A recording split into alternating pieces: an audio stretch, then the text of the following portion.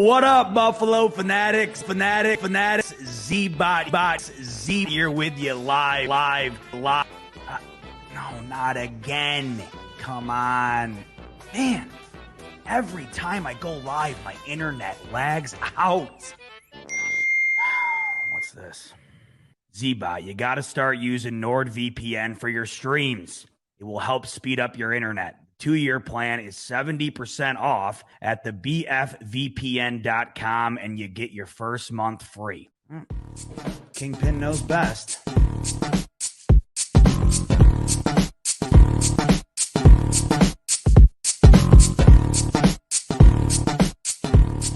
Oh, that's what I'm talking about. Z-Bot back with you with better than ever internet connection thanks to NordVPN.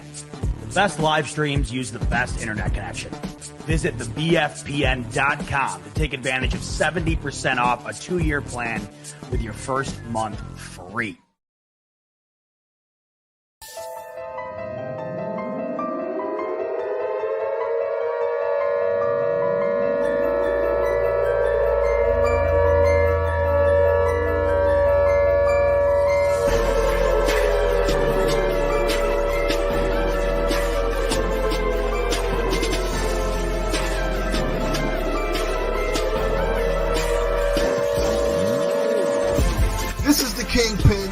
Listening to the Air Raid Hour of Buffalo Fanatics Video Experience.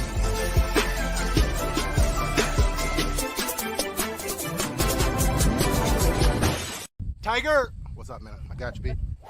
Hashtag full send. Let's go. Vizzy's hard seltzers, which I stole from my mother, they have antioxidants in them. So not only are we getting drunk, we are also staying healthy. I gotta be honest, you really made it seem like you're gonna be way worse than you have been.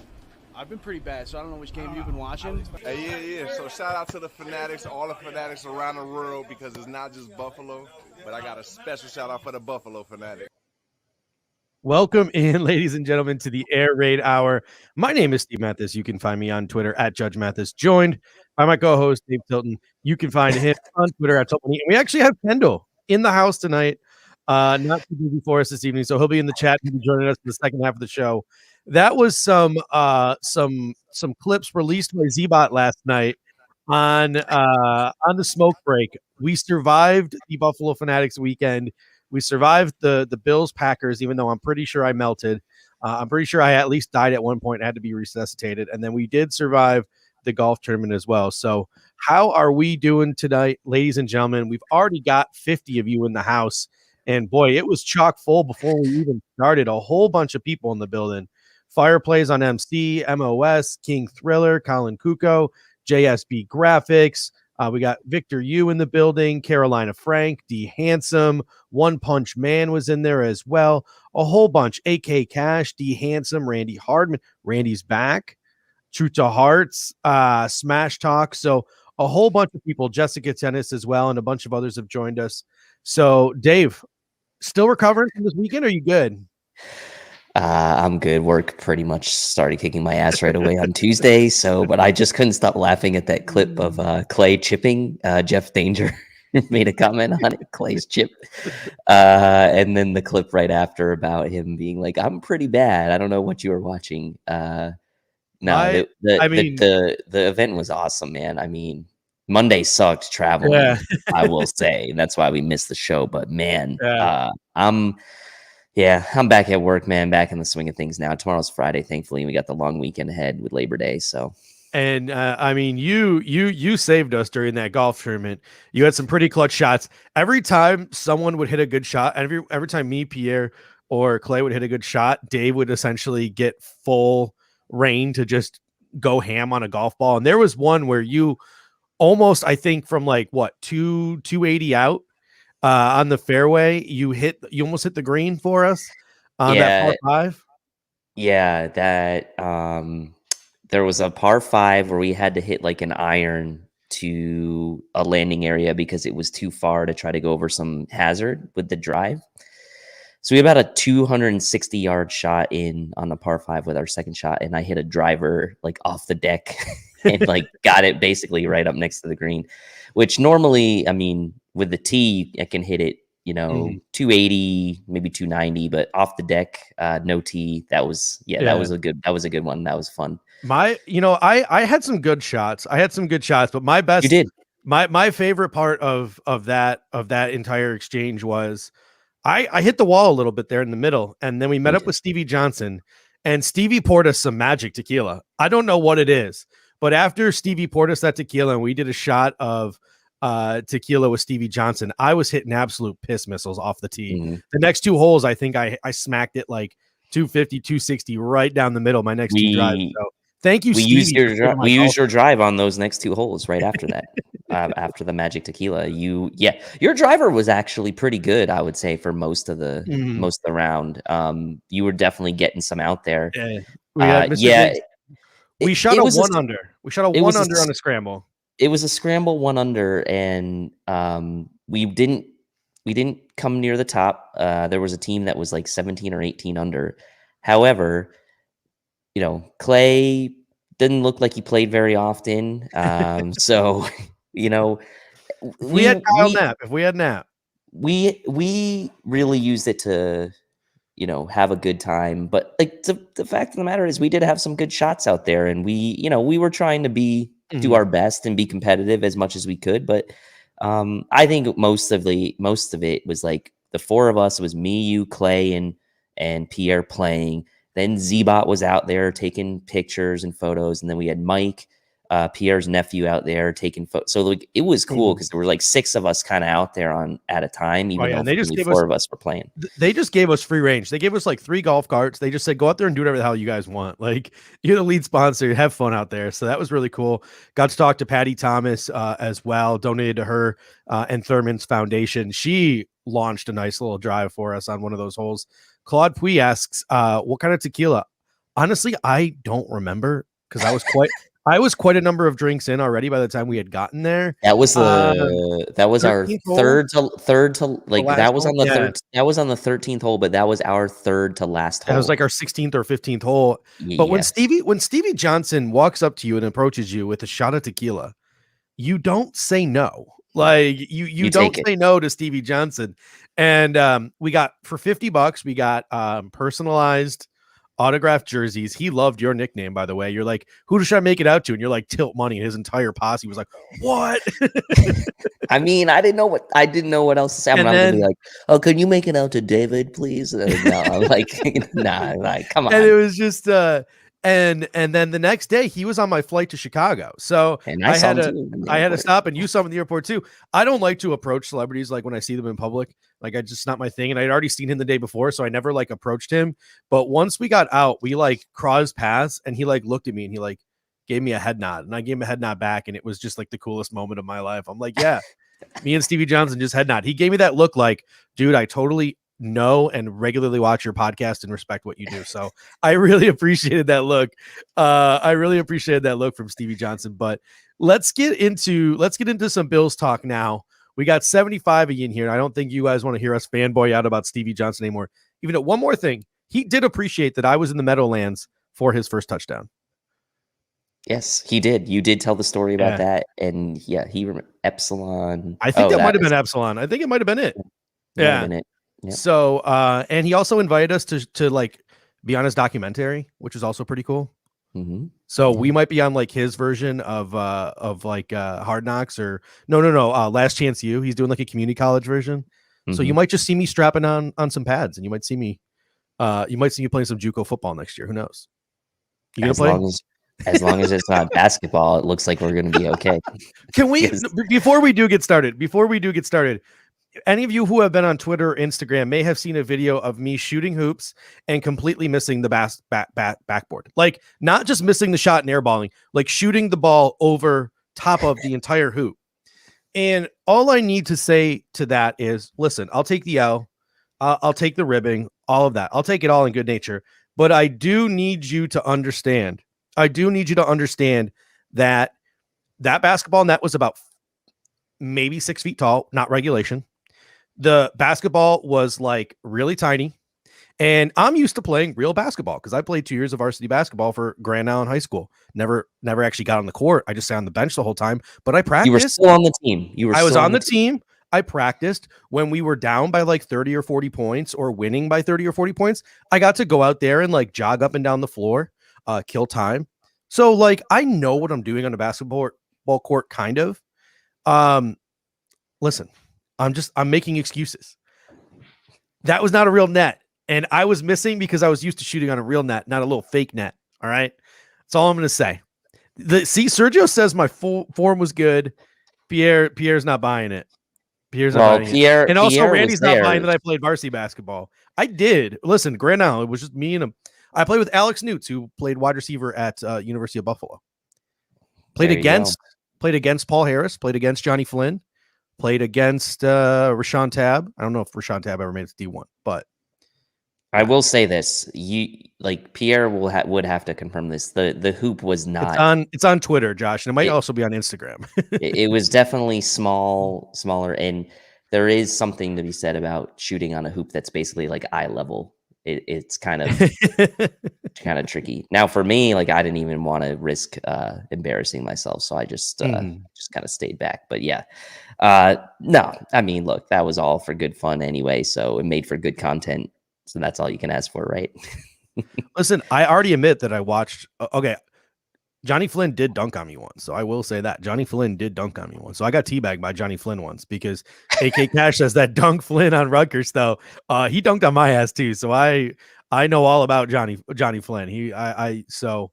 Anyway, let's get to let's get to the football now. The cutdown came in for the Buffalo Bills. Let's take a look at what the Buffalo Bills offense is going to look like in 2021. Both quarterbacks got cut, so it's going to be Josh Allen and Mitchell Trubisky. I got what the offense is going to look like up here, so Mitchell Trubisky's name isn't on there. You're probably going to see Singletary and Moss as your 1-2 running backs. Braydo is also on the team. He'll probably be one of the prominent role players. I don't see sort of a regular role for Matt Braydo, and we're going to have a conversation on that in a moment. Diggs, Davis, Beasley, Sanders made the team. McKenzie looks like he might be ready for week 1, even with that shoulder. Jake Kumaro made the team. Marquez Stevenson placed on IR. He can return after 3 weeks. And the biggest shocker of them all might be Tommy Sweeney making the team over Jacob Hollister, and Tommy Sweeney being ready to play football possibly as early as week 1. And then you obviously got Reggie Gilliam as the utility player. Left to right, our offensive line is going to be Deion Dawkins, John Feliciano, Mitch Morse, Cody Ford, and Darrell Williams, with the prominent reserves being Spencer Brown as our swing tackle, Ike Butker as our swing guard, and Ryan Bates as the backup center and probably emergency tackle, because I don't think Tommy Doyle is ever going to see a snap for the Buffalo Bills as long as they are trying to be competitive this season. So what are your thoughts on the offense and some of the cuts? Anything shock you? Obviously, Jacob Hollister. What are your thoughts on Jacob Hollister? It was a surprise. We talk about the entire cut down list, and really that was like the only true surprise, I think, to pretty much everybody, right? Was Hollister getting cut, knowing how top to bottom the tight end room was probably one of the weakest position groups we had. But in a way, I can kind of see it as like, well, you put Reggie Gilliam almost as your third tight end, and you say he's going to give us a little more on special teams than Hollister would, and he's going to be a little bit more versatile and how we can use him than Hollister would, and kind of like that fullback sort of hybrid role, tight end role. He did get some carries in the preseason, especially at the goal line. So maybe the Bills were thinking, look, let's let Hollister go. He's going to catch on with another team. Tommy Sweeney signed with the Jaguars today. He signed with the Jags. He's going to catch on with another team, so we'll let him go. We'll keep Tommy Sweeney since we've made the investment in him and kind of seen his road to recovery. And it pretty much signals to me that the Bills aren't really going to change up a ton of how they utilize the tight end in the offense. I think that had Hollister remained on the team, you might have seen them kind of shift a little bit more focus to using the tight end position, maybe more so than they did last year, which was already quite low as far as usage. And so now I think it's pretty evident to me that, Dawson Knox is going to be your primary receiving threat as at tight end, but this offense is very much still going to funnel through the wide receivers from a passing standpoint. So I know a lot of people were kind of bent out of shape about it because they like Hollister and, the history with Allen. Like, I'm not too worried about it. I'm really not. Like, I know some people had some higher expectations for him, especially as a red zone threat, but I'm not too worked up about it, to be honest with you. And we got a couple of really great comments from Dawn and Jessica and Steve. So we're going to start with Steve's comment here. He says, "Wonder why we didn't get a draft pick for Hollister in a trade." And that's something to ponder, right? Chris Herndon got traded to the Vikings for a 4th round pick. You think a guy like Jacob Hollister might have had some value. But my guess is if a guy like Brandon Beane, who has traded Russell Bodine in the past, has traded Marshall Newhouse in the past, et cetera, it could have been a number of things. Number one, it could have been he wanted to give Jacob Hollister a chance to go somewhere and not choose the destination for him. So that might have been something. He might have been giving him some veteran consideration. And another thing is, like, a trade just might not have had, like, there are some guys who get traded and you're like, wow, I can't believe you got that draft pick for him. And then there are other guys who get cut and you're like, I can't believe you couldn't get a draft pick for him. So it might have just been a situation where he tried to trade him and it just didn't, nothing came of it. So when Brandon Beane is the one making these transactions, I know that no stone is left unturned. So not too worried about not getting a draft pick for Hollister, even though it looked like, you know, if you were playing Madden or something, or you looked around the league, you think you could easily get like a 7th round pick for him. But I mean, we only got a 6th round pick for a guy like Daryl Johnson, who's blown up in the preseason. So that should be interesting. You hit the nail on the head when you said this offense is predicated on wide receivers. Sean McDermott came out today and he said that Dawson Knox really impressed them this offseason. And the talk has all about Dawson Knox. There's even been talk about like, oh, I can't believe the Buffalo Bills have this much faith in Tommy Sweeney. But to me, the way Jake Kummerow has played this training camp, and the fact that you're going to want to get Gabriel Davis on the field along with Emmanuel Sanders, Cole Beasley, and Stephon Diggs had a lot to do with Jacob Hollister being cut. You have Tommy Sweeney, who's probably a better blocker than Jacob Hollister. I don't think Tommy Sweeney is going to see any snaps, any relevant snaps on this offense when we're in 11 personnel or we're in 10 personnel. Like, you're just not going to see him be that tight end like Dawson Knox is a tight end in these spread formations. You're going to see Tommy Sweeney in the 12 personnel packages and on the goal line. Same with Reggie Gilliam. I really don't think you're going to see Reggie Gilliam all that much. The only tight end who's going to see the field primarily when we're running these spread formations is going to be Dawson Knox. And when Dawson Knox comes off the field, we saw a ton last year. And I don't want to be misconstrued in the statement. I don't want people to say, oh, Judge is saying that Gabriel Davis and Jake Kummerow are tight ends. That's not what I'm saying. But what I'm saying is, how many times last year did Gabriel Davis line up as a big slot? How many times we saw him in the preseason line up at running back and block on the Jake Kummerow touchdown on the goal line? He inline blocked all the time. He went into motion and blocked all the time. He lined up at the end of line of scrimmage all the time for the Buffalo Bills last year. Jake Kummerow is a very similar size to a guy like Gabriel Davis. So now you have two guys, not just one, but two guys in Gabriel Davis and Jake Kummerow who can fill that role. So when Dawson Knox comes off the field in those spread formations and we go 10 personnel, Gabriel Davis and Jake Kummerow can both be used in that big slot role. So there really was, other than the goal line, no reason to have Jacob Hollister on your football team. Tommy Sweeney is the superior blocker and Reggie Gilliam gives you that versatility. So I think this offense is going to throw the football a ton. And I think they're looking for as many targets as possible for a guy like Gabriel Davis. And I think they're going to want to mix in a guy like Jake Kummerow as well. Yeah. I mean, look, I think that's well thought out reasoning for why Hollister's not on the team. I still expected him to be on the team when all was said and done. I think there is an element now here where Dawson Knox is kind of now on his own island, right? I mean, in the last couple of years, he's had veteran presences like Lee Smith and Tyler Kroft sort of to mentor him.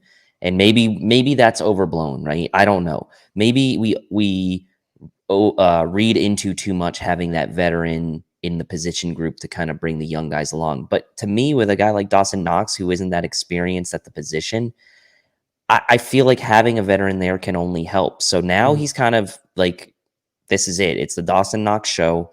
Tommy Sweeney is there for blocking. Reggie Gilliam's there for versatility. But in a way, maybe this is a way to clear Dawson Knox's head, right? He doesn't have that guy kind of there as, hey, he's there in case you mess up and we're going to bring him in like we did with Tyler Kroft in certain situations last year. Maybe this frees Knox up from a mindset standpoint. Maybe he can not think about looking over his shoulder as much to a guy who's like sitting there on the roster who's ready to take playing time for him. I don't know, right? I'm just kind of trying to rationalize it, for a guy like Knox who has had, the drops and has had to kind of battle with some mental hurdles but conversely, we've heard nothing but great things from Allen on Knox, nothing but great things from Brandon Bean on Knox. And I think they have to, right? I think they have to try to get his confidence up. Anything they can do to get his confidence up is going to help. Kendall and I joked on one show about how the Bills released a clip from practice where they just showed Knox catching like a 10-yard pass. It's like, I mean, it was nothing, right? But it's like, hey, maybe it helps his confidence to see himself like in that. So we'll see. I hope it all works out for him, but still a surprise nonetheless. Yeah. We got Don coming in saying, but why cite a tight end today to the practice squad when he's been dropped twice this summer after one practice each time? I'll tell you why. And that's because the Buffalo Bills would have drafted Kahale Waring if he was on the board in 2018 when they drafted Dawson Knox. Kahale Waring coming out of San Diego State. And I got some clips of him here. Kyle Segala, 2019, but I could be wrong. 2018, maybe. Either way, Kyle Segala, who now works at Cover One, used to work for the Buffalo Bills as a feature writer. And he said he was literally writing an article, 5 things to know about Kahale Waring, in the middle of the 3rd round in preparation for the Buffalo Bills selecting him. And he went 88th overall. Dawson Knox went 10 picks later at 98th overall. So you can conclude from that Kahale Waring, who you can see in the video here, was higher on the Buffalo Bills boards than Dawson Knox. So why not bring a guy like Kahale Waring, who's 6'5", 250 pounds, is a freak athlete, a guy who's got crazy athletic ability, just like Dawson Knox, which Brandon Bean has shown an affinity for throughout his draft picks. Spencer Brown, Gregory Rousseau, Josh Allen, etc. We talk all the time about wanting a quarterback in Mitch Trubisky who's more like Josh Allen. This might be the Buffalo Bills' attempt to go out and get a tight end who's exactly like Dawson Knox, a guy you can slowly develop and bring along. So I think a guy like Kahale Waring, who was really high on both yours and my boards, I mocked him to the Buffalo Bills in the 3rd round of my final mock draft, I believe. Why not take a chance on this guy? I really do enjoy the fact that they brought him in here, and I'm really excited to see if maybe he can crack this roster over the course of the season. It's nice to know he's there if Dawson Knox gets hurt, and maybe into the future. It's a nice thought, but what confidence do you have in the Bills developing a tight end? I mean, you gotta go ruin the moment for me. It's a legitimate question, right? Yeah. We've seen the Bills try to do this time and time again. We've seen guys like Jason Kroom in the room. We've seen them try to go out and sign Logan. Like, they just haven't been able to find that gem, find that magic. They had Tyree Jackson, but for some reason they were playing him at quarterback. So while I like the move because it's like you're the last guy you signed to your practice squad, and now a guy like him, he can bring something a little bit different to the table than a Quentin Morris, who probably is more like a Reggie Gilliam type player. It's a nice player to have in your practice squad, and that's all I'm really reading into it right now, because I just don't trust the Bills right now with the current staff they have to develop a tight end. Like, they just haven't proven that they can. So until they do, it's just a nice player to have on your practice squad. We got Jessica Tennis coming in saying Doyle will play garbage time and he might be ready halfway through the season 2 months from now. Here's the thing, and I'm completely 100% okay with Tommy Doyle making the roster. Chris Jenke was saying it, like, the Buffalo Bills value their developmental offensive linemen. There's a couple of guys they've lost over the years that they tried to practice squad. You saw how long they held on to Connor McDermott for. You saw that they lost Ike Bucker, but then were eventually able to bring him back and sort of learn their lesson from that. Tommy Doyle is a guy that they invested a 5th-round draft pick in, a guy that they believe in going into the future. You know, one of the things that we don't talk about enough is just because they made the 53-man roster doesn't mean they're going to be active, right? Like, you still need, on top of your 53 guys, to bench 5 guys every Sunday. So even if the Buffalo Bills do get up to a 40-point lead on some team, you can't throw Tommy Doyle into the game because Tommy Doyle is going to be sitting on the sideline in a sweatsuit. The only real opportunity he's going to have to play is if we play like a week 17 game against the Miami Dolphins, or there are a ton of injuries. So I don't really want to focus too much on Tommy Doyle because I think that's set in stone. I have no problem with that. But here's where here's what I want to talk about. Matt Braydo, right? Yeah. Because if Taiwan Jones is playing special teams and Tommy Sweeney's there to block, and you have Reggie Gilliam who can play special teams, there's all these guys. I'm looking at the offensive skill position players and I'm like, who's gonna be the inactive? Who's gonna be the game day inactive? And the name that sticks out like a sore thumb on the offense is Matt Braydo. I'm not upset with the fact that the Buffalo Bills kept Matt Braydo on the active roster, but I just look at it and I'm like, he's TJ Yeldon. He's TJ Yeldon with speed. He's a guy that we're not going to. I don't think we have a plan for him unless Zach Moss or Devon Singletary get hurt. And Kendall says maybe it has something to do with the McKenzie injury. Braydo will be inactive unless the game plan calls for him or McKenzie gets hurt, because we did see Matt Braydo running those jet sweeps and lining up at wide receiver in that last preseason game. But I don't know. I think that maybe I would have liked to use that roster spot on another position. What are your thoughts on Braydo making the team? I'm okay with it. And I'm actually okay with him being inactive most weeks. I think Braydo is an upgrade over TJ Yeldon. So I do think that if something were to happen with Singletary or Moss, it is nice that you can have in your holster a guy like Matt Braydo that you can activate for a week or two or however long you need to. I do like that he gives you some flexibility as well if you absolutely have to put him in on special teams.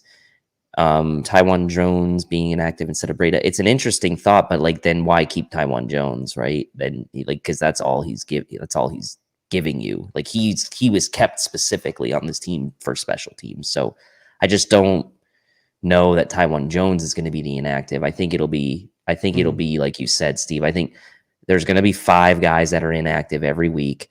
Tommy Doyle is probably going to be one of them. It's probably going to be Matt Braydo. It's probably going to be a guy like there might be the 11th defensive lineman might be in So I don't mind that he's on the team, because I do think that in a pinch he is an upgrade over Yeldon should something happen to Moss or Singletary. And last year we saw that Moss got banged up at the end of the year. We didn't really have a second option other than TJ Yeldon, which was an uninspiring option. As reliable as he is, it was an uninspiring option, right? At least Braydo will inject some fear somewhat into the defense more than a TJ Yeldon would. So I'm okay with it. We got Randy coming in saying it's possible. Like you mentioned, a guy like you sort of already elaborated on that with Taiwan Jones. He's also saying maybe Kumaro could be the inactive. That's also a possibility. Nick G comes in and says, I think Braydo will surprise you. His screen game is way better than Yeldon's. And that's true, right? Like I'm prognosticating, but once they get on the football field, things could change 100%. Maybe the Buffalo Bills do have a big role. But I just remember on the post-game show, driving home from the Packers game, and just hearing Nick Erie talk about you got to have a dedicated 4 touches a game for Matt Braydo, like a game plan of 4 touches a game for Matt Braydo. And I'm like, you're going to activate a guy for 4 touches a game? Like he's going to have to contribute a little bit more than that. And when we get to special teams, I think there might be an area where a guy like Matt Braydo can contribute. But I'm going to mute myself while my dogs stop barking. And you can read off Kendall's comment here and talk a little bit more about the screen game. So Kendall says, Bills can't efficiently execute running back screens, and it grinds my gears. I hope Braydo and the O-line can get in sync with that. That's interesting about the running back screens, because I think, if I'm not mistaken, in the Packers preseason game, they did try a couple screens, but they were to the tight ends. I believe they did one to Becker, your guy Nate Becker, Judge. One of the screens were to him. And I know they've tried this with Dawson Knox in the past as well, right? Getting him the ball quickly on screen plays, similar to kind of the wide receiver screens they used to do with John Brown. I think the Bills are more of a receiver tight end screen team than they are a running back screen team, which is interesting. Now, it could be that with Braydo that they focus or try to focus more on getting the screen game going, maybe with Singletary's sort of power that McDermott alluded to today, and him being a little bit more trusted in the passing game. Maybe they try to work that in a little bit more. He said, Nick G says, Singletary has dropped so many screens, so don't give me that. And Kendall says, we have the tight end and wide receiver screens figured out. Time to square away running back screens. I agree. I feel like this is a talking point we come into every year before the season with the Bills. Like, why don't they do more screens? And to be perfectly honest with you, I just don't know that that's like the style of that Daboll and Josh Allen really want to deploy, right? When it comes to this passing offense, I don't think that they're so much worried about like their pass protection to where they have to kind of disguise plays and run screens. Like, I think they're confident enough in their pass protection that they can say, come at us.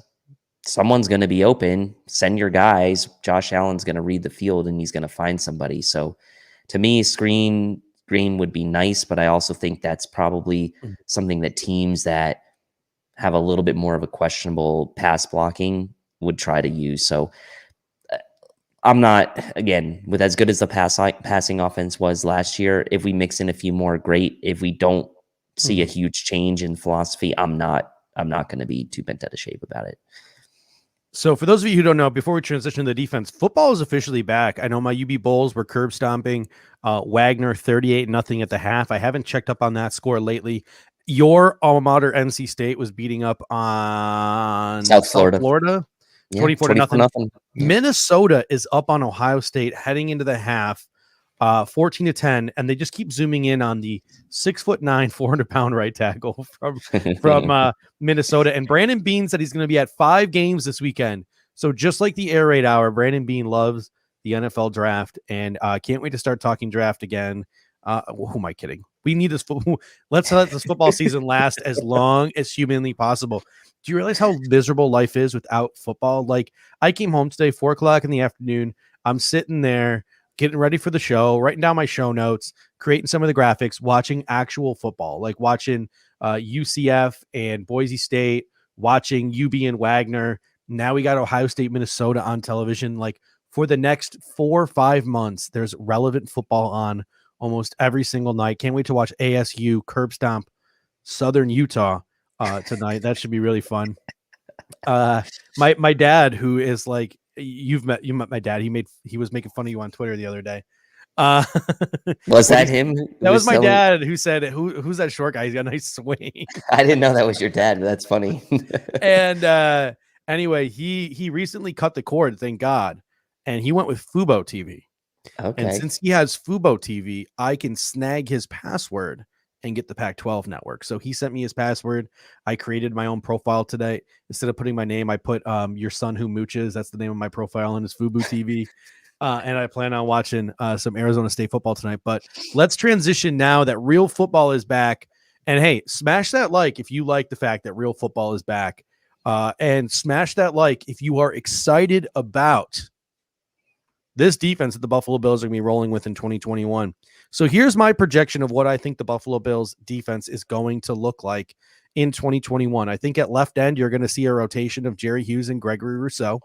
I think at right end, you're going to see a rotation of Mario Addison and AJ Epinesa.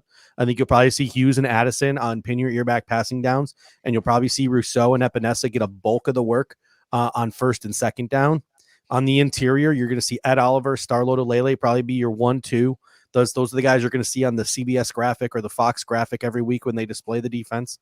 But I think F.A. Obata is going to get a lot of inside-outside run, mostly at that 3-tech, a little bit at either left or right end as well.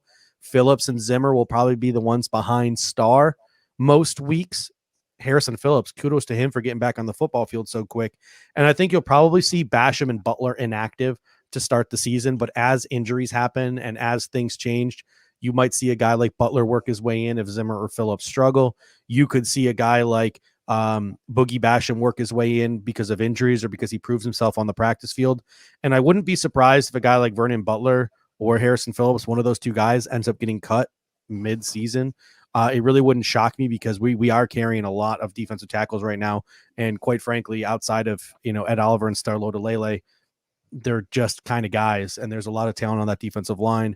At linebacker, we got Tremaine Edmonds, Matt Milano, and you're going to have AJ Klein in the base.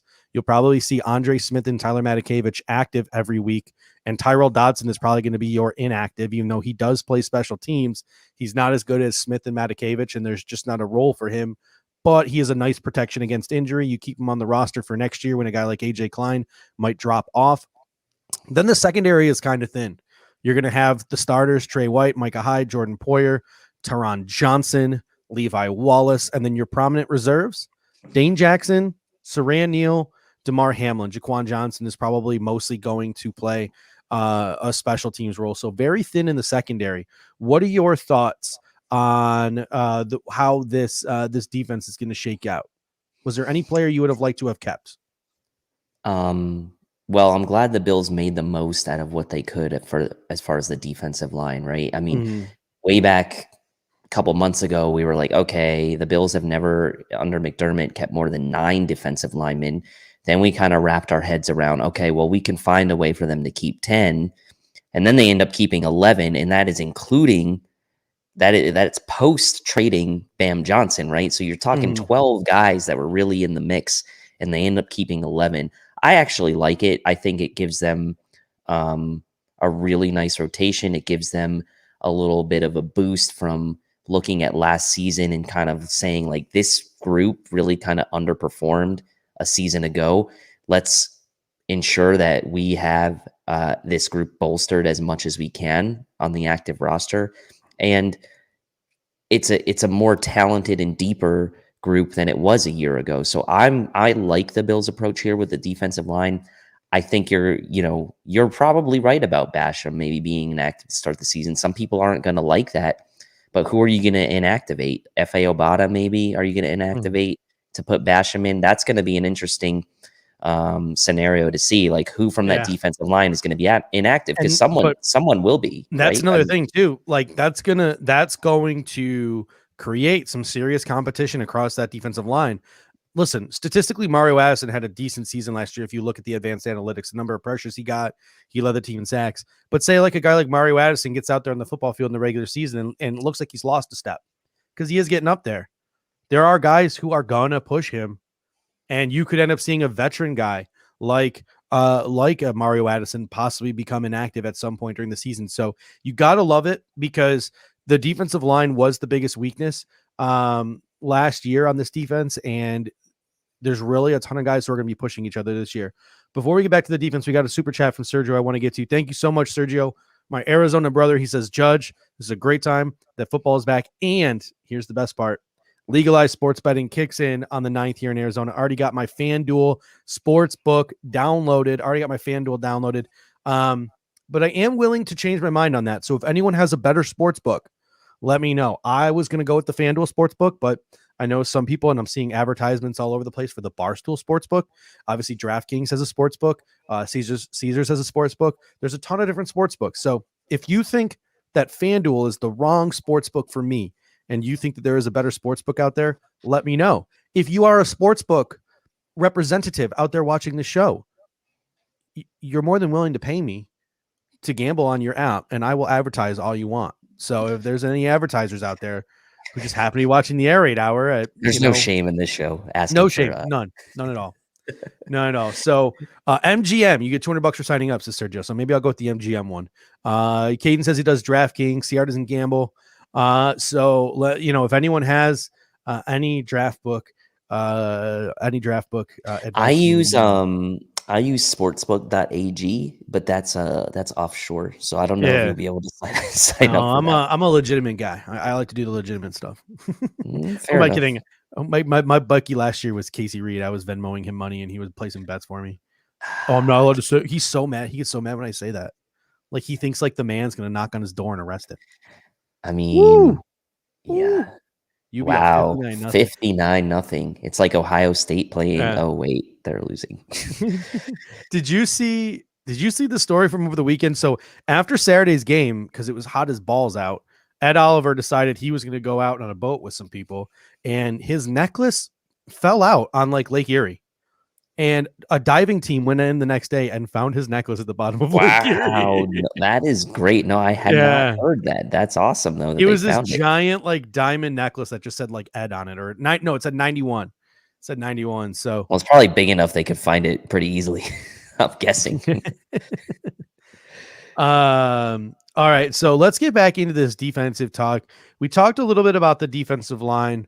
I mentioned that I think Dodson is going to be the weekly inactive, that I think it's nice to have him on the roster in case of injuries. It's nice to have him on the roster because you'd like to think that maybe, even though he's got 2 years left on his deal, a guy like AJ Klein would maybe age out next year. I just call him AJ Clown. I'm sorry. I didn't mean to. Freudian slip that hopefully Tyrol Dodson could slide into his role as the strong side backer and stuff and be that versatile backup in the future. But what are your thoughts on Tyrol Dodson? Do you think we see him active on game day, or do you think I'm on the money here and he's going to be the guy who's inactive? Because I don't think you can carry 6 active linebackers on game day, especially a team that runs so much nickel and us being so thin in the secondary. I think the fact that they kept the 6 linebackers does indicate that Smith and Matakevich will both be active. I think Dodson would be the inactive, but I also think you're right with what you said about him. Not even just for AJ Klein. Like, I think in a pinch, he could honestly replace any of the linebackers, right? I think while it wouldn't be a natural position for him to fill in for Edmonds, like he could if he had to, right? So I think it's nice having a guy like Dodson on the roster who can really, if needed, he could fill in at any of those spots. We saw him fill in last year. And he held his own. He was decent, right? So I think I like Dodson on the roster. I do agree that he's probably a game day inactive. So you start kind of now adding things up right in your head, and you say, okay, Tommy Doyle, probably an inactive. Matt Braydo, probably an inactive. Boogie Basham, probably an inactive. That's 3. Now you add Dodson to the mix. That's 4. There's one more guy that's going to be inactive. So it wouldn't be that hard to figure out, and it's likely going to be a guy like Kumaro or one of the receivers, right? So that gets you to your 5 inactive, because I would not envision, as we start moving to the secondary, that any of the secondary guys would be inactive. Yeah, it's going to be hard to justify. I mean, maybe one of the safeties, but I really doubt it. I really do doubt it. It's going to be a tough decision the Buffalo Bills have to make. But the way Damar Hamlin was playing on special teams this preseason, you got to think that he's going to be a regular there. So let's transition now to the secondary too. So you got Teron Johnson and Dane Jackson, who are both in red jerseys, but look like they'll be ready to go for week 1. So it's going to be Trey White, Teron Johnson, Levi Wallace, Micah Hyde, and Jordan Poyer. The same exact secondary from last year with hopefully an improved defensive line. The issue with the secondary really comes with the depth. Dane Jackson, who a lot of people claim struggled this offseason, but I really don't. I don't get why people are saying he struggled. Like, there are beat writers who said he's had bad practices, but like, he went out there in the preseason, and other than that one play into the cover 2, was there really anything Dane Jackson did to embarrass himself this preseason? I don't think so. So you have Dane Jackson, who's going to be the backup boundary corner. You have Saran Neal and Dane Jackson, who could both back up Teron Johnson in the nickel. You probably have Damar Hamlin, who could play nickel as well, but we haven't seen it yet. And then you have a guy like Damar Hamlin and Jaquan Johnson, who are your backup safeties. Let's knock on wood here and say that one of Jordan Poyer or Micah Hyde gets hurt. Who are you sliding into that role in the secondary? Is it going to be Damar Hamlin or Jaquan Johnson? And how comfortable do you feel with one of them having to play maybe 2 or 3 weeks this season, like Dean Marlowe has had to in years past? For me, it's Hamlin. I mean, I know he's a rookie, but he's the guy that I'm going to trust more right now. I think Jaquan Johnson to me is shaky on defense. He's a little slender. I don't know that he's as versatile as Hamlin. Kendall says very comfortable if Hamlin has to play. And I do think Hamlin is more versatile than Jaquan Johnson. I think Hamlin could play down in the box if needed. I think he could roam. He's not going to be as rangy as a guy like Hyde. He's not going to be as punchy as a guy like Poyer, but he's serviceable, right, in all areas. So that's why I think he'd be the guy. I saw a comment that Jessica made that really interested me, because I hadn't thought about it. And she said, I think one of the DTs might be inactive. Basham would be playing special teams. I think he might be a couple of Popeyes biscuits too big to play He- that role he- now. To play that he role might now. be- I'm not saying it can't be in the future. But Boogie Basham, apparently they want him to be around 265, which is right around what Daryl Johnson weighed. But that guy's looking a hell of a lot closer to 280 right now than he is 265. He played a lot of 3-tech at the preseason. I don't know. What are your thoughts on Boogie Basham's physique? Should I ask him to take his shirt off like I asked Star to take his shirt off? I mean, you're trying to get the whole roster, right? Yeah, Boogie, I need you to take your shirt off and do some jumping jacks so we can judge how much you weigh. I think we talked about this once, right? Where we were like, okay, he's at this weight. They want to get him down a little. And then I think there's been a good conversation around like people that want him to stay where he is, people that want him to slim down. Like, I don't know. Obviously the people are going to think about what happened to Epinesa last year and maybe have some reservations, right? About a guy like that slimming down too much when you look at him and you say, he's a guy that we expect to be like an inside-outside flex type of guy. Now, that could be Rousseau as well. So, like, how many of those guys do we really need? We have Obata that's going to be able to do that. So, like, how many inside-outside flex guys do you need? Maybe there is no reason to have, a number of those guys. Maybe you want to have a ton of those guys. I don't know. But given the fact that that's not necessarily, like, super important right now, like it was last year, maybe for Epinesa, because we really wanted him to play right away. It's not as important, I don't think, for Boogie Basham right now because we have the depth now. We have the numbers to where like we can kind of see where it goes with him and see really where the best spot for him to be is. So, yeah, I think it's TBD on that right now. We got Club who's coming in saying, I'm more comfortable with Neal at safety than cornerback. Here's the thing. I just don't think the Buffalo Bills are. You had Brandon Bean coming out today and saying Saran Neal is one of the best tacklers on the football team, which definitely goes to his special teams prowess and how he's probably going to be on this team for a very long time. I'm talking probably for the next decade, as long as he stays relatively as long as he stays relatively athletic. He could be a long time special teamer here, like a defensive version of a Matthew Slater for us. Like he could be here a long time. The way that the Buffalo Bills seem to be attached to him as a special teamer. He played boundary corner in the preseason. He's played nickel corner in the preseason. He looked really good in that Packers game, even though it was against backups from the nickel. He was tackling really, really well. But the man hasn't played safety in practice in a long, long time. So I just don't know if the Buffalo Bills agree with your take there, Claude. Sorry, you were pulling something up here. Yeah, this was interesting. Sergio says, I disagree. I think Basham will get in more and before Butler. So could Butler maybe be an inactive and Basham comes in that spot? I think Butler's inactive. So of Zimmer, Phillips, and Butler, I think one of them is inactive. I think Butler might have only made the team because of the injury to Harrison Phillips. And as Harrison Phillips gets healthier, I think you could see Vernon Butler get cut for another player at another position. I don't know how long of a time. I think one of those guys is going to be gone. Phillips, Butler, or Zimmer. I don't think all three of them last the entire. I was shocked when Harrison Phillips started practicing again this week. I could have sworn that dude was going to be placed on IR, and they were going to carry those 10 defensive ends, or 10 defensive linemen. So crazy that he was able to play. Jeff King coming in saying, guys, thank you for the content and times as always. Sorry I missed the golf tournament. Heard it was a great time. Heard you got a little Tiger Woods in you in your golf game. Yeah, he does. So what we're going to do now is we're going to bring on producer Kendall. While I'm bringing on producer Kendall and switching up the graphics here, Dave, can you do me a favor and read off the Buffalo Bills 15-man practice squad from this graphic here? Yeah, this is the practice squad. And I also want to just quickly touch on what Chris said about Rousseau not flexing inside. I think that's probably going to be true to start the season, given the number of defensive tackles we kept on the roster. So that's a good point by Chris. Practice squad here for the Bills, and obviously we already touched on Kahale Waring being the 16th guy, but we got Jack Anderson, who was the draft pick, 7th round draft pick, obviously. Brandon Bryant, another defensive tackle. Jamil Douglas, who I thought had a legitimate chance to make the team, potentially over a guy like Tommy Doyle if they wanted to keep an extra inside guy. Jake Fromm gets cut and goes to the practice squad. As we know, the Bills only did keep 2 active quarterbacks on the roster. Wyoming teammate of Josh Allen's, Tanner Gentry, makes the practice squad.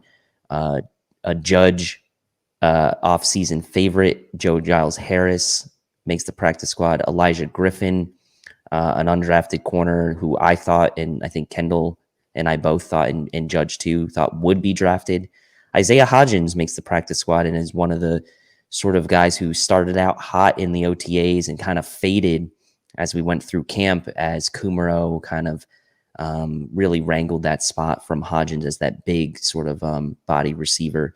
Cam Lewis makes the practice squad. Mike Love, who's been a staple for the Bills on the practice squad, once again there. Quentin Morris, a UDFA tight end that has some skills, but is probably a little bit more redundant with a guy like Reggie Gilliam. Probably didn't really have a good chance to make the team with as good as Gilliam.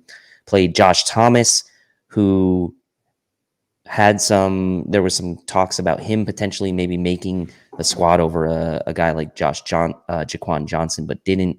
Davis Webb, again, with Fromm, the other quarterback on the practice squad, as they both head there. Wild Goose, another favorite of Bills fans, makes the practice squad. Some high hopes for him in the future, but still kind of raw and more developmental. And then another fan favorite, Antonio Williams. Obviously, the Bills' decision was made that they were going to keep Matt Braydo, a guy with a little bit of a different skill set on the roster with the speed factor, over Antonio Williams, who goes to the practice squad, who probably has more of a redundant skill set with Singletary and Moss. So a good looking practice squad overall, especially once you add in Kahale Waring to that list. And we're gonna talk about that practice squad in a second. But first, welcome back, Kendall. How you doing? Good. How are you guys? It's been a while. How's life in Mormon country? I mean, adjusting, but you take it in stride. That's all you can do. So Kendall has recently packed up his bags.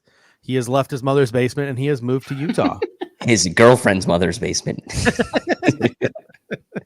Oh man, I can't get enough of the jokes. Honestly, the chat kills me. They keep it coming. My girlfriend loves it too. It's hilarious. The first thing about the practice squad that I want to bring up, and this is something that actually friend of the show, Alex Favilli, pointed out to me. Elijah Griffin. It doesn't say CB next to his name.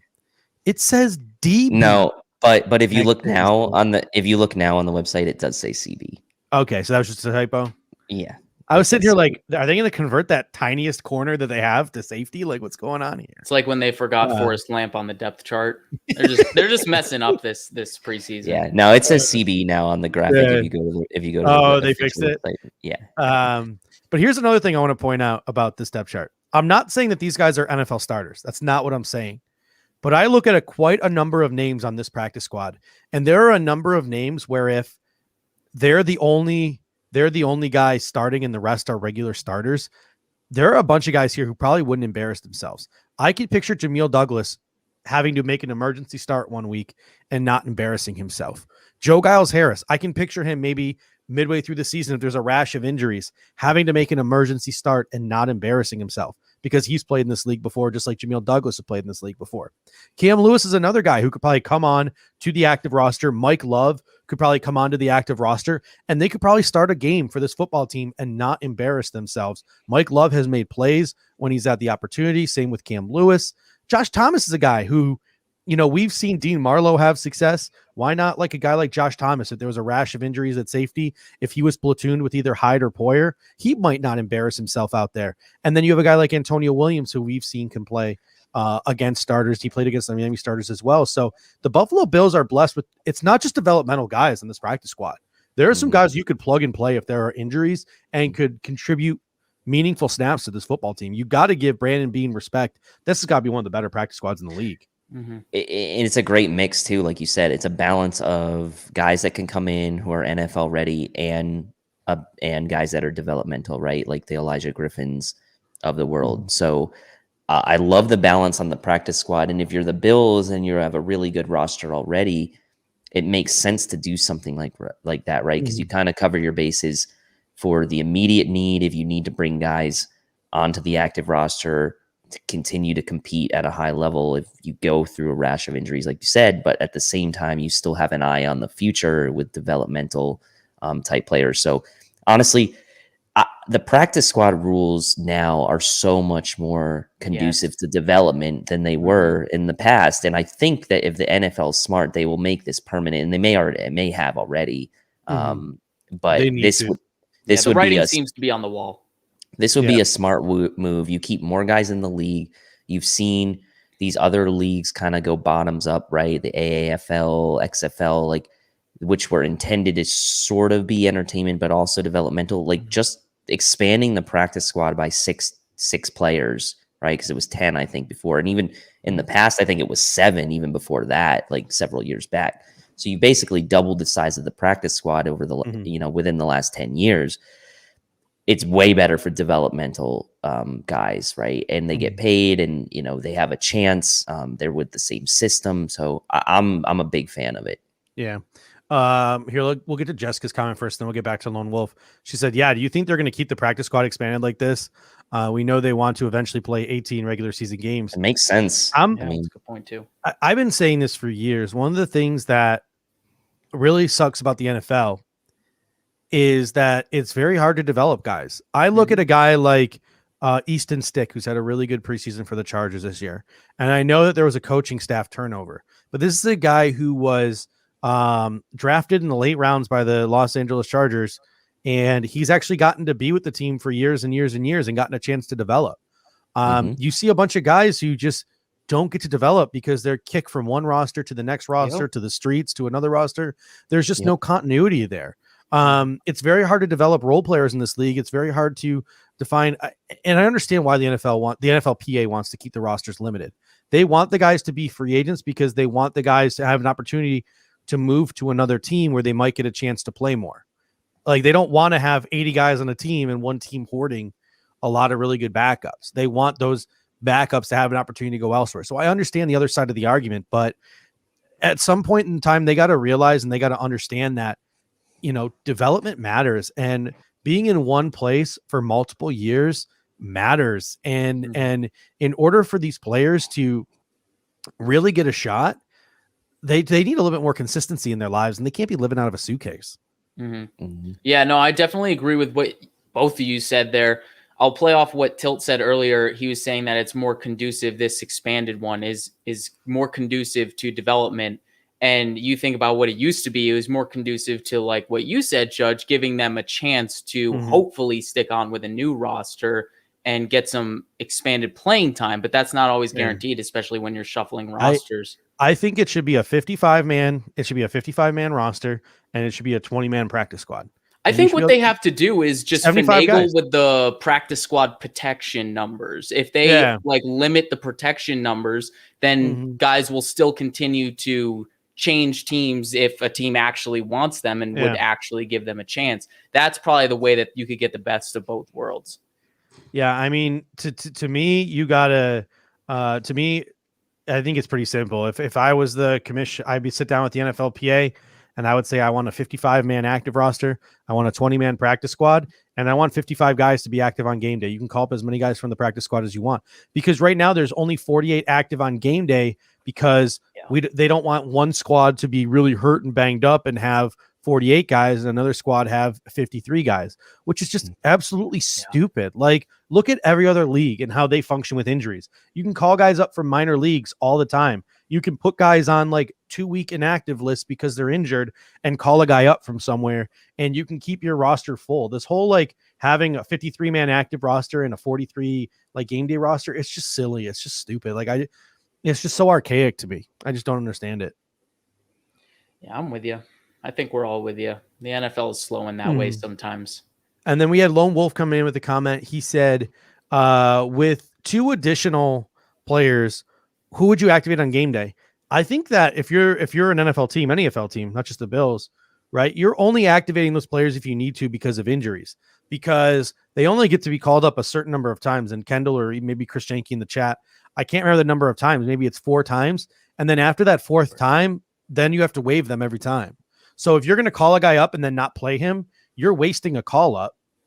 And then that guy, eventually, if you call him up enough times, is going to have to be placed on waivers in order to get back to your practice squad. So if you're the Buffalo Bills, you're not, 3 times. I think Jessica might be right there with 3. It if you're the Buffalo Bills, you're not calling up anyone unless you have to. And Chris says it's 2 times unless it's for a COVID player. And I think it might be unlimited for a COVID player. Yeah. So yeah, now that does sound right, because I remember it might have been Josh Thomas last year, or it might have been one of the corners. Dane Jackson, I think, got called up like 5 times last year. Yeah, but most of the time it was because of a COVID thing. So yeah, there were a number of players who got called up more than 2 times last year, but that was, as Chris mentioned, because of the COVID. So yeah, if you're the Buffalo Bills, you're only doing it break glass in case of emergency, but you got to feel good knowing you have some really good football players in this practice squad. All right, we have reached the hour mark, ladies and gentlemen. So if you got anything for us, let us know in the comment section, anything you guys want to talk about. We have broken down the offense, we have broken down the defense. I don't think we talked, I think I might have missed a graphic here. I did miss a graphic. Special teams. So here's the interesting thing I wanted to talk about on special teams. You obviously have Tyler Bass, which is, I think I legitimately drafted him in like the 13th round of my 15th round fantasy league because I wanted to get Tyler Bass. I think he might lead the league.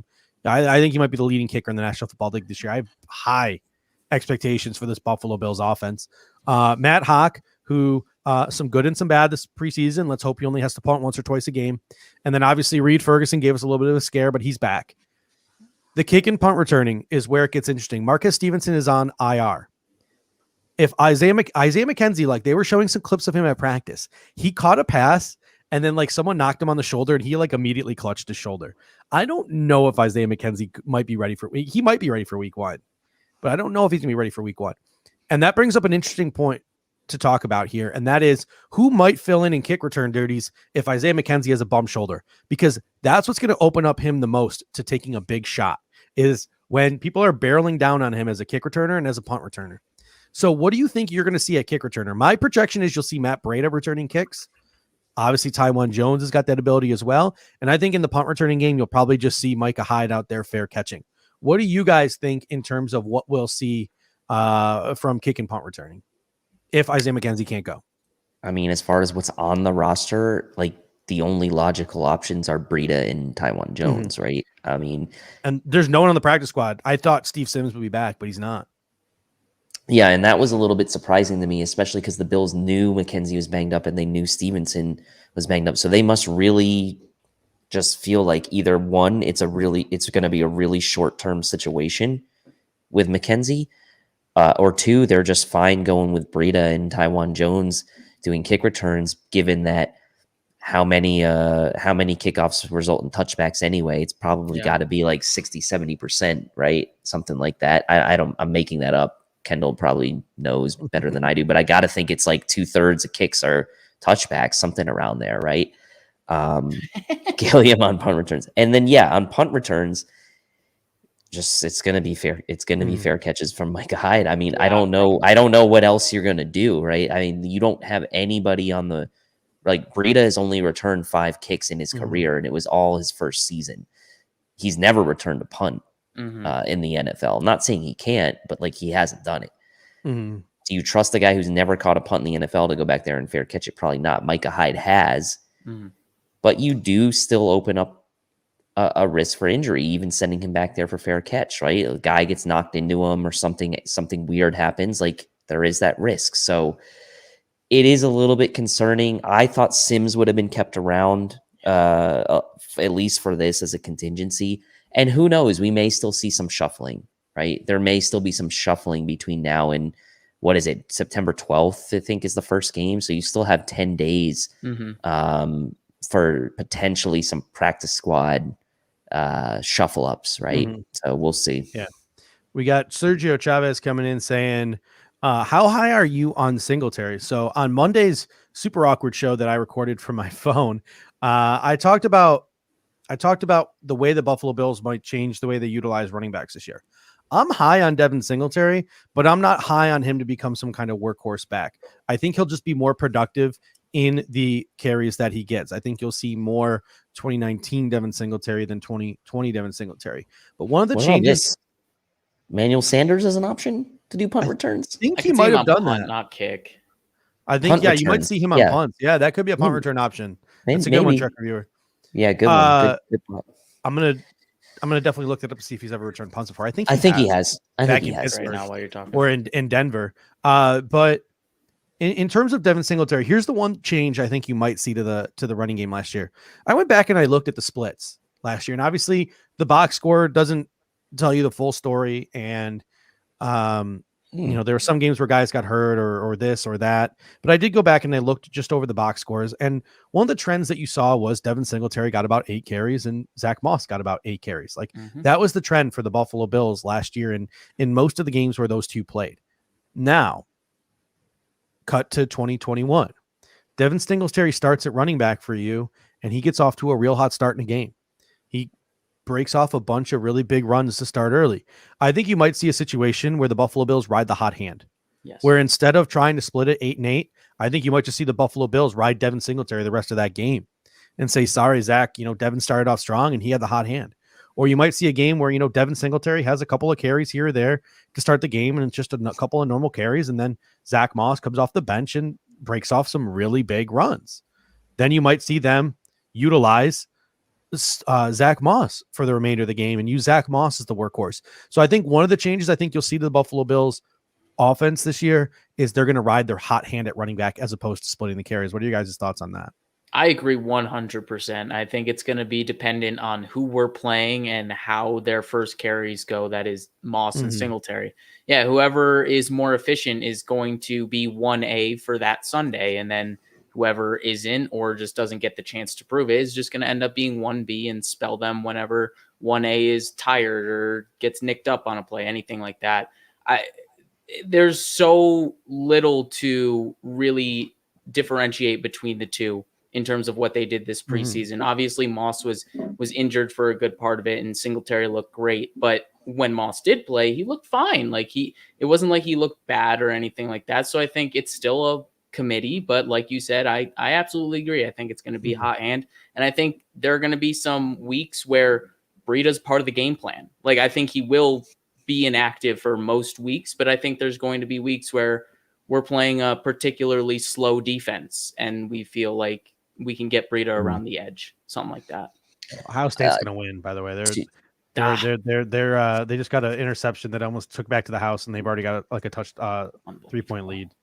Ohio State's probably going to win this game, but sorry, what's your point there? Don't mean to distract to answer the question of if I'm high on Singletary, I think I'm high on his ability.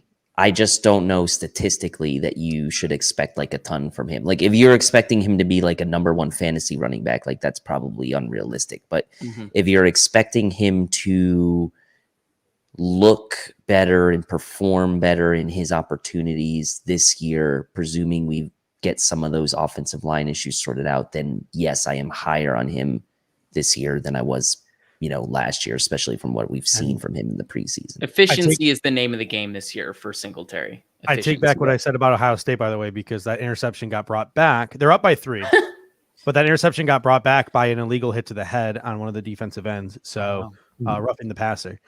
So now Minnesota's driving, and they're like, Kyle Knapp's not going to be happy.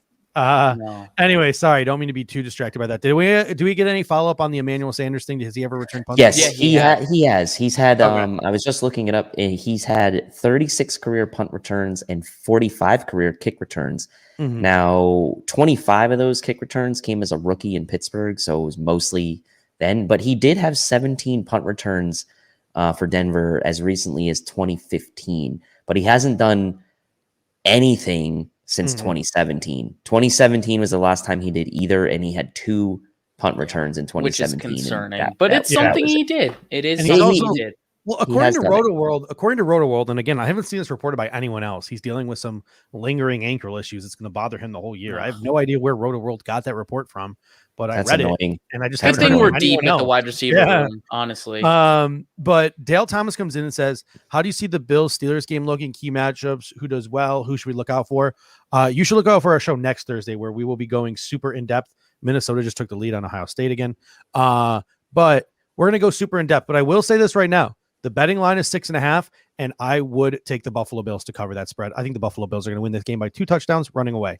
I think Pittsburgh is a house of cards, and that's just a little preview of what I have cooking for you next week on Thursday. I don't like Pittsburgh at all. I don't like Pittsburgh at all. That line's going to move to at least 7.5, I think, when all is said and done before kickoff, because that key number of 7 is going to be there's going to be money coming on the Bills for anything less than a touchdown. I would not be surprised to see that line move. My short preview for that game is just I really think this is going to be a confidence boosting game, especially week 1 for our defensive line to go against that offensive line, that shuffled up offensive line.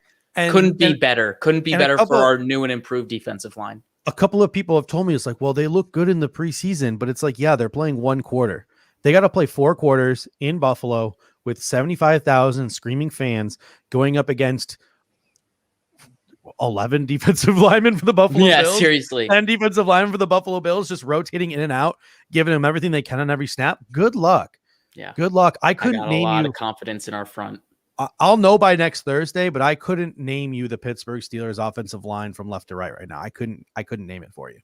I will know by next Thursday, and I know all the guys on that offensive line, but I couldn't tell you who their starters are right now. So Juan Castillo comes in and says, Judge, I love the video of y'all balling out in the basketball court. I take it Tilt was reffing, and Judge and Z-Bot look like twins out there. Me and Z-Bot, we're the gummy bears. We're the gummy bears.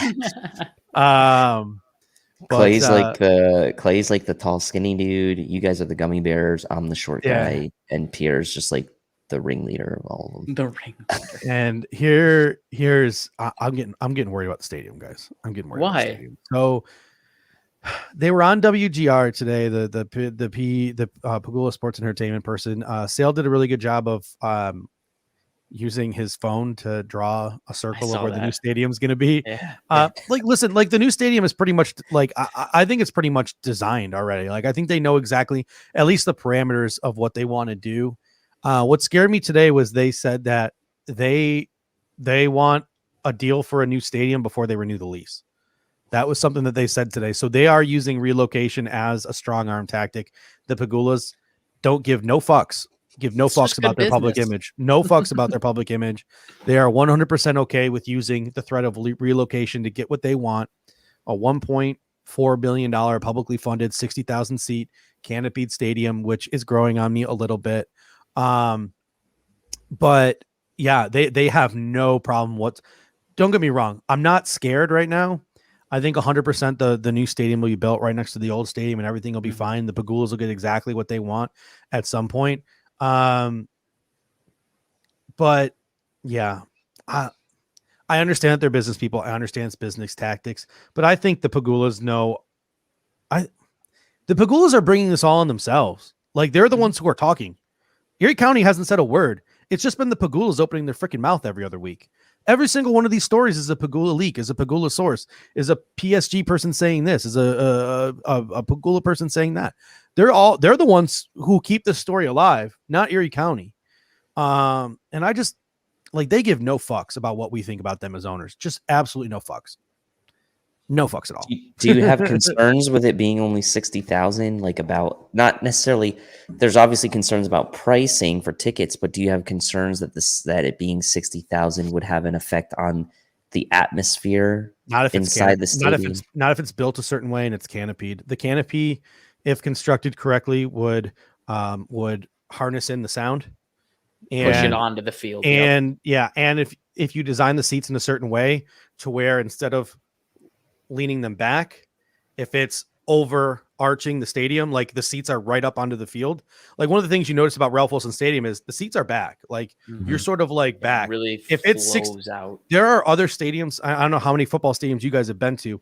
Like MetLife in New York. Even if you're in the upper deck, you're on the field. Like, it's a lot closer and more compact and pressed in. So I'm not too worried about. The crowd noise or the atmosphere and stuff. It's just, you're pricing out people who have gone to Buffalo Bills games for a very, very, very, very long time. Like, you're pricing those people out.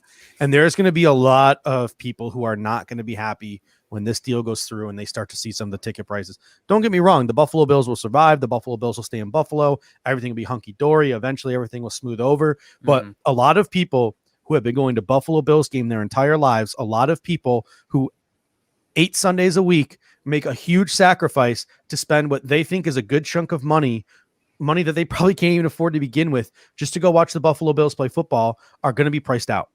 And they're going to have to sit on their couches and watch football. Family traditions will end.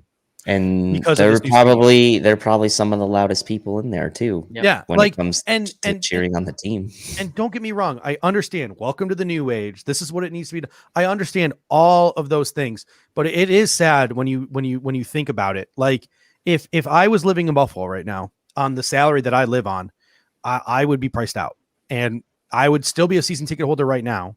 I'd be going on my 16th year, and I'd be priced out. So. It is what it is, but it will be sad. And there will be some stories of people, hopping on social media and talking about how they've been going to games for 30, 40 years and they can't afford it anymore. And it's going to suck to read those stories. And Sundays are going to be a lot different for a great number of people once this new stadium gets built, when it ultimately does get built. All right. It's funny because pressing ass news. Yeah, it's a shame. Well, it is. Well, I was thinking about the stadium and how you were saying it goes up, and a couple people mentioned Seattle's, and then I was thinking about Yankee Stadium for baseball and how the old Yankee Stadium for baseball was built that way, where it was very steep and it was very kind of on the field. Whereas for the new Yankee Stadium, they kind of went the opposite and they kind of spread it back and they spread it out. So it's almost like you'd want to do like the opposite for football. If you really want the crowd noise, you want it to be a little steeper, a little bit more on the field. Yeah. But sorry, I didn't mean to kill the mood of the podcast. I tried to change it. But hey, we're in September. That's good. Good news. We are 1 week away from our first preview show, our first real preview show of the season. This is another one I wanted to get to at some point, and a couple of people have brought this up. So thank you, Chris, for bringing it up again. I actually did a show for U Stadium on Tuesday night, and we talked about this at length on the U Stadium show. We did a show for Hurricane Ida relief. Are you guys surprised that John Brown hasn't signed yet? So John Brown asked for his release from the Las Vegas Raiders. He was granted his release. There are a number of teams that could use wide receivers. I think Detroit sticks out to me with like a sore thumb, but I don't want to see John Brown go to Detroit. I think that Green Bay would be a good fit for John Brown, even though they're kind of loaded at receiver right now with Alan Lazard, Randall Cobb, Amari Rodgers, Devontae Adams, Marquez Valdez-Scantling. I think Kansas City could be a team that could jump in on a John Brown. They always like to have those deep threats. I wouldn't mind see him going to, what's the other team? New Orleans, giving Jameis another target to play with. There are a number of teams. I just want to see John Brown go somewhere where he'll actually get some targets from a quarterback that doesn't suck like Jared Goff sucks. My main thought on why John Brown hasn't been signed is probably just the league kind of slapping the injury prone label on him. And second to that, I mean, the wide receiver group in general in the NFL right now, it's trending towards youth, and teams will always side with the potential and the hope and the unknown over someone who's stagnant in their development or they've just reached their plateau. And that might just be where John Brown is. So no one's necessarily willing to take that, known commodity because they want to give their younger guys a chance to develop and get prominent snaps. So that's kind of my thought on why he's not signed to this point, because he definitely deserves to be signed, but there is a bit of, general managing to be done here. And there are reasons that he shouldn't be signed. So I like him. I like him as a fit with the Chargers. Put him with Justin Herbert. Too. Yeah. Yeah. Cause I Arizona Sports Radio was talking about this morning on my way home from work. They really hate Andy Isabella.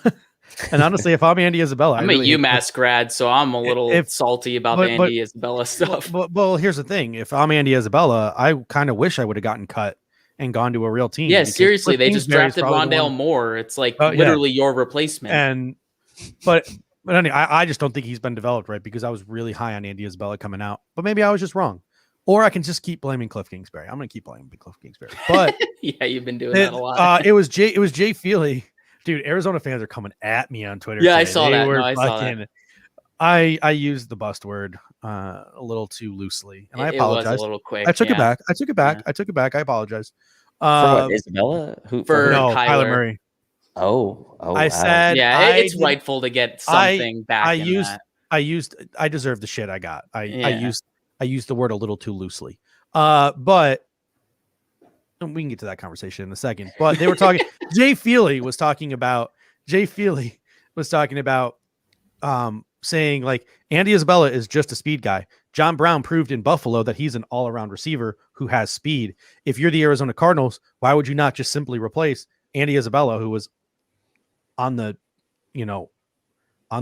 what's the word I'm looking for? Roster bubble. Chopping block, roster bubble. There you go. If he was on the roster bubble, why not just replace John Brown with Andy Isabella right now and give Kyler Murray another weapon who can not just go down the field, but can also do other things.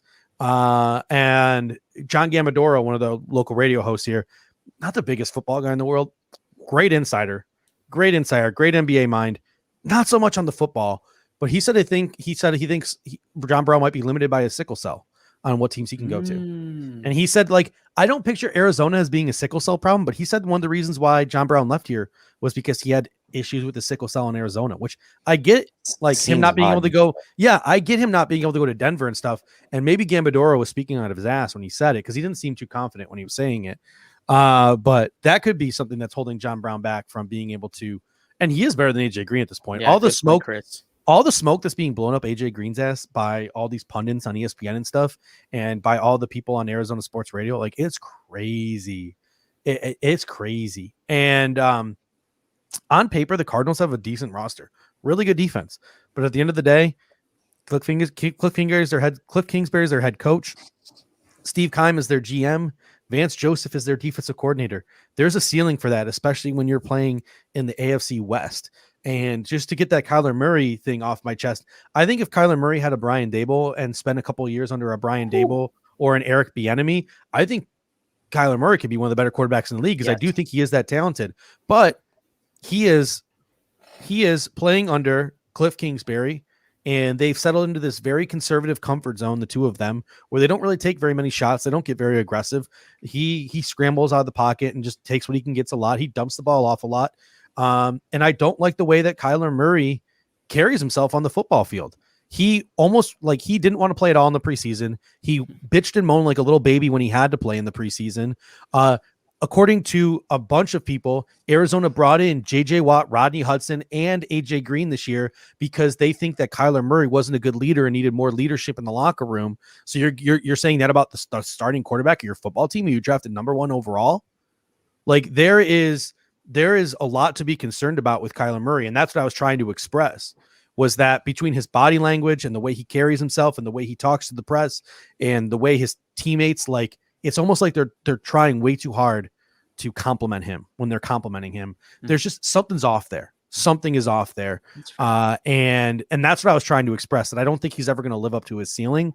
And this is coming from a guy who last offseason said I thought Kyler Murray was better than Josh Allen. So this is coming from someone who literally was a huge Kyler fan. And then over the course of 1 year, you see the difference between the two, right? You see Kyler Murray sulking after a 3-and-out. You see Kyler Murray, like, you see them have to bring in veteran players because he's a quiet guy.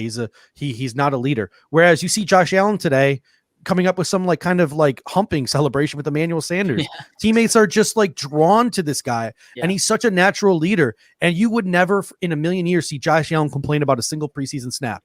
You wouldn't see him on the sideline calling it a waste of time and wishing he could just get off the football field. He would take every single snap he got in the preseason. He would make the most of it. That's the difference between the two quarterbacks right now. It's 100% mindset and about 5 inches, but that's about it. Yeah. It's crazy. And Cliff Kingsbury. Cliff Kingsbury.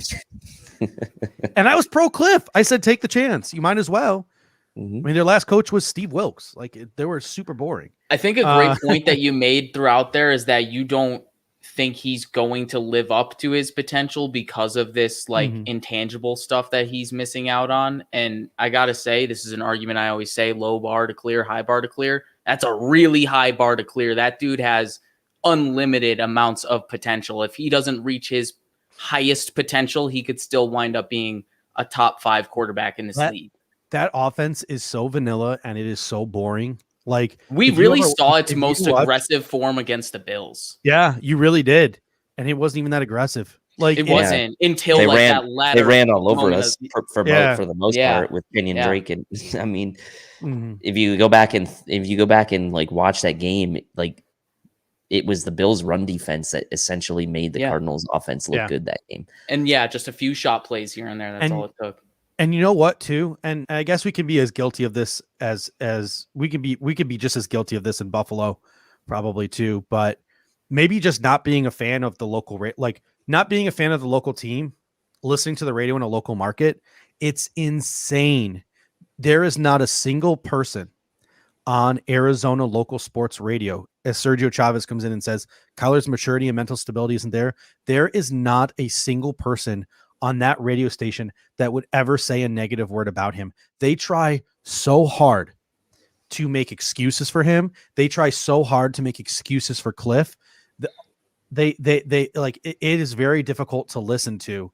They do not want to look at it from an outsider's perspective. And hey, maybe I just have Homer goggles on and I never noticed it when I was. They do that. I feel like they do that with the Panthers local, here. Yeah. They do that with the Panthers here. It's the same way. And I think WGR looks at things with a very critical eye too. I think guys like as much as I dislike guys like Mike Chopa, I'll publicly say it. I think the guy's a hack. Him and Bulldog.